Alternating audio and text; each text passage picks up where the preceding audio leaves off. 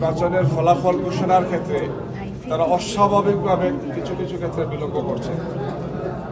আমাদের শীর্ষ নেতৃবৃন্দের আসনগুলোতে আমরা এজেন্ট যারা ছিলেন সেই সমস্ত এজেন্টদের কাছ থেকে আমরা যে সিটটা পেয়েছি সেই সিট অনুযায়ী এটা 8টা থেকে 9টার মধ্যেই রেজাল্ট বা তার ফলাফল ঘোষণা করার কথা, কিন্তু সেটা এখনো হয়নি। কোনো আসনে এটা হয়েছে যে আসনে যে সিটে স্বাক্ষর দিয়েছেন প্রথম সেখানকার রিটার্নিং অফিসার বা তার কর্মকর্তারা কিছু সময় পরে সেটা চেঞ্জ করেছে। ঢাকা 17 আসনে এই ধরনের ঘটনা ঘটেছে। কমপক্ষে 8টি সিটে এই ধরনের তারা পরিবর্তন করেছে, ওভার রাইটিং করেছে।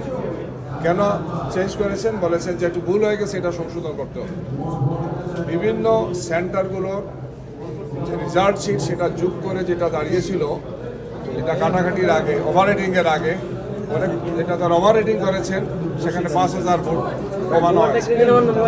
একটি বিশেষ দলের প্রধানকে সুবিধা দেওয়ার জন্য আমরা মনে করি এই কাজটি করা হয়েছে। ঢাকার প্রায় সবগুলো আসনে আমাদের যারা আছেন অর্থাৎ জামাত ইসলামী এবং আমাদের 11 দলীয় নির্বাচনী ঐক্যে সবার রেজাল্টটা দিতে এই ধরনের গড়িমসি করা হচ্ছে। আপনাদের পাশেই ঢাকা 15 আমাদের সম্মানিত আমিরে জামাত ডাক্তার শফিকুর রহমান এই আসনে তিনি নির্বাচন করেছেন। আপনারা জানেন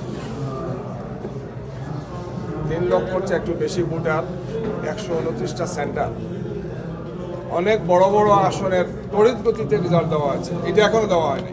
ইতিমধ্যে আরেক প্রার্থী বলছেন যে তিনি পাশ করেছেন, যেখানে কমপক্ষে 20,000-এর চেয়ে বেশি ভোটে আমরা এগিয়ে আছি। আমাদের কাছে মনে হচ্ছে যে একটি বিশেষ দলকে সুবিধা দেওয়ার জন্যে নির্বাচন কমিশন এবং তার সাথে যারা সম্পৃক্ত আছেন তারা এটার সাথে ষড়যন্ত্রমূলকভাবে তারা জড়িত আছে। একই অবস্থা আমাদের 11 দলের অন্যান্য শীর্ষ নেতৃবৃন্দ যারা আছে তাদের প্রত্যেকের আসনে। সারা দেশের আসনগুলো নিয়ে আমরা পর্যবেক্ষণ করেছি, পর্যালোচনা করেছি। একই ধরনের চক্রান্ত এবং ষড়যন্ত্রের দ্বন্দ্ব আমরা দেখতে পাচ্ছি। আমরা মনে করি যে ফেসিবাদের বিরুদ্ধে, স্বৈরশাসনের বিরুদ্ধে এই জাতি সংগ্রাম করেছে, রক্ত দিয়েছে, 1400 শহীদ হয়েছেন, আরও অনেকেই এর আগে শহীদ হয়েছেন, হাজার হাজার মানুষ আহত হয়েছেন, পঙ্গু হয়েছেন।